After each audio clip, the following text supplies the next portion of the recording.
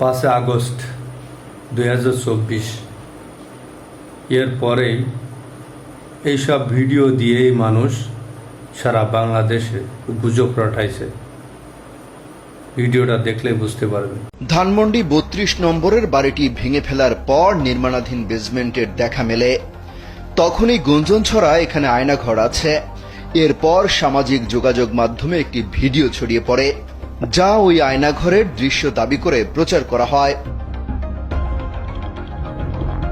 তবে এই তথ্য সঠিক নয় বলে এক প্রতিবেদনে জানিয়েছে তথ্য যাচাইকারী প্রতিষ্ঠান রিমোট স্ক্যানার।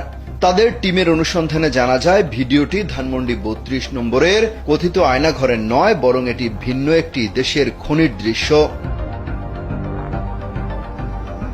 ওই ভিডিওর বিষয়ে অনুসন্ধানে গত 30 জানুয়ারি টাটা জেয়ান নামের একটি ফেসবুক অ্যাকাউন্ট থেকে প্রকাশিত একই ভিডিওর দীর্ঘ সংস্করণ খুঁজে পাওয়া যায়। স্যান্ডেলিনা সো, রূপচর্চায় আভিজাত্য।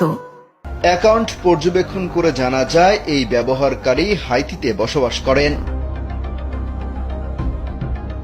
ভিডিওটি বিশ্লেষণ করে দেখা যায় এটির শুরুতেই একটি পাহাড়ি বা বনাঞ্চলীয় এলাকায় অবস্থিত গুহার প্রবেশদ্বার।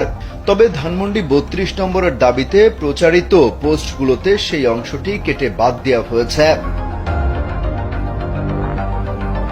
এছাড়া ভিডিওর 1 মিনিট 39 সেকেন্ডের দৃশ্যে একটি গাধা এবং 2 মিনিট 3 সেকেন্ডের দৃশ্যে কয়েকজন খনি শ্রমিককে দেখা যায়। এসব উপাদান ইঙ্গিত দেয় যে ভিডিওটি মূলত একটি খনির, অর্থাৎ ভিন্ন দেশের একটি খনির ভিডিও কাটছাঁট করে ধানমন্ডি 32 নম্বরে কথিত আয়নাঘর হিসেবে প্রচার করা হয়েছে।